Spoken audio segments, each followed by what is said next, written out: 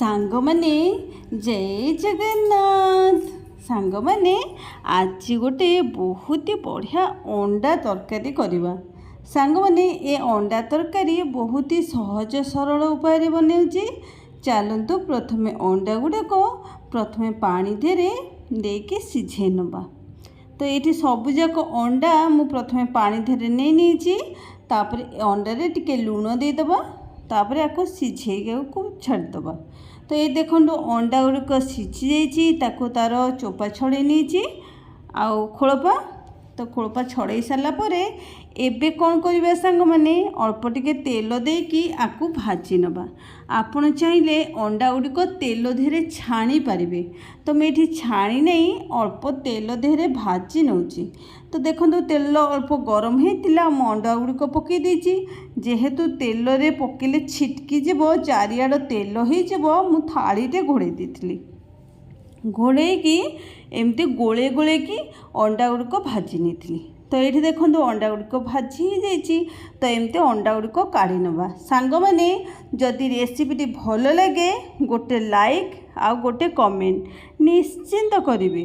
आ छोट अनुरोध सांग मैंने चैनल जदि आपण मैंने नुआ ताले प्रथमे चैनल को सब्सक्राइब करने। कहीं एमती डेली डेली जो वीडियो गुड़िक आसूची आपण मैंने देखिपारे जदि सब्सक्राइब करने। तो ये देखो सबूक अंडा काढ़ी देती। तो ये जो तेल अच्छी से तेल देहरे आलू गुड़िक छाणी नवा भाजी नवा। तो मुझे आलू गुड़िक तेल देहरे एमती भाजी नौची। आपड़ चाहिए बुड़े की माने पूरा तेल बेसी तेल देके छाणी पारे। तो देखो ये आलू गुड़िक छाणी नहीं भाजी नहीं तेल देहरे।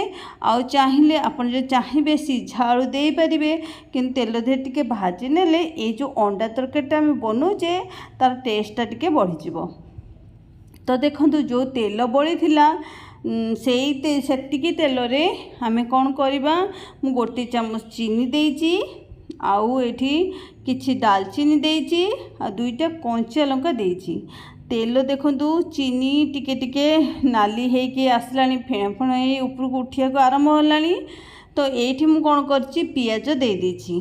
तो एठी चीनी जो आमे देइचे तरकारी बहुत ही नाली देखा जिवो कलर देखा जिवो। तो ये देखो पियाज दे सारा पियाज भाजी हवा भितर चलतु छोट मसलाटे अल्प टिके मसला बनैबा।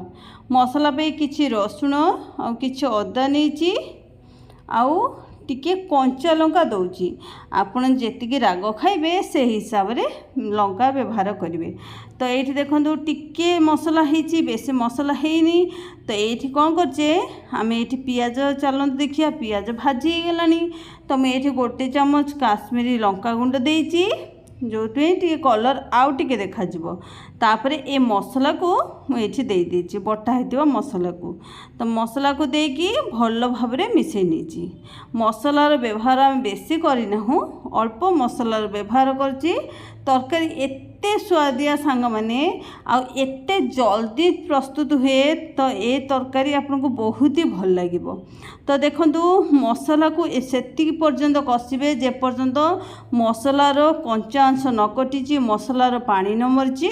तो ये देखो टिके पानी दे देइथिली।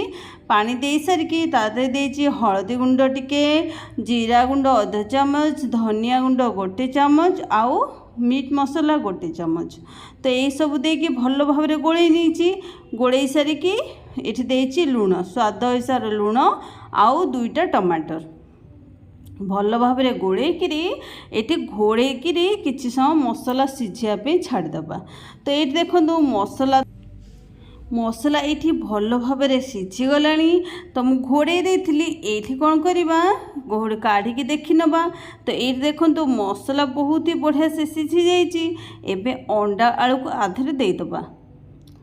अंडा आलू पकई सारापर टिके मसला रे गोलेबा एमती मसला टिके गोलेकरी टिके कषिबा। अंडा और आलू देहरे ए मसलाटा टिके आसिया पर्यंत आपको एमती कषिबा टिके घोड़ेकरी कषिबा। तो मुझे 2 मिनट घोड़े देती लो फ्लेम में रखिकी। तो ये बहुत ही बढ़िया से कषि हो जाइए। तो एबे किछि पानी देदेबा जेतिकी आपण झोल रखिबे से हिसाब रे पानी देदेबे। तो ये झोल जी रहा हिसाब से मु पानी नहीं देती आउ टिके पानी देदबा।